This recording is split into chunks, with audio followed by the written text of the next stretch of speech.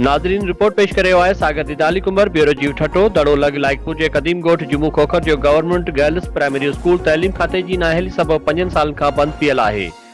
जे सबब स्कूल में दाखिल 80 का वधिक गरीब न्याणियों तैलीम हासिल करण का मुकम्मल तौर ते महरूम बनियल आहिनि। स्कूल मुसलसल बंद हुअण ज़बून थियण करे नामालूम माण्हुनि उन जा गेट दरवाजा फर्नीचर ऐं ॿियो सामान चोरी करे विया आहिनि, जॾहिं त कुछ माण्हू तरफ़ां स्कूल जे ज़बून बिल्डिंग के मुख़्तलिफ़ चौपायो माल बिहारण वारे वाड़े में तब्दील करे छॾियो आहे ऐं उन में गाह रखी छॾियो आहे। उन सिलसिले में ॻोठ जुमू खोखर ऐं भरपासे जे ॻोठाणनि मामू खोखर, उमर खोखर, अब्दुल रज़ाक खोखर, बशीर खोखर, मुख्तार अली खोखर, गुल हसन खोखर ऐं ॿियनि बंद पियल स्कूल जी रिपोर्टिंग करण लाइ पैदल प्रेस क्लब दड़ो जे साफ़ियुनि जी टीम सां ॻाल्हाईंदे चयो आहे त गुज़िरियल 5 सालनि खां हिन स्कूल खे तइमीर करण बदिरां हिन खे हथी वठी ज़बून ॼाणाए हितां जे सवे न्याणी जी तइलीम तबाह कई पई वञे। हिननि चयो आहे त सरहदी वारा माण्हू त पंहिंजे ॿारनि खे दड़ो ऐं ॿियनि स्कूलनि में पढ़ाइनि था, पर ग़रीब जो ॿार केॾांहुं वञे। उनजो केर भी हिते धनी साईं न आहे। वधीक चयो आहे त हमेशा खां वठी कदीम ॻोठ जुमू खोखर खे हथ वठी नज़रअंदाज कयो पियो वञे।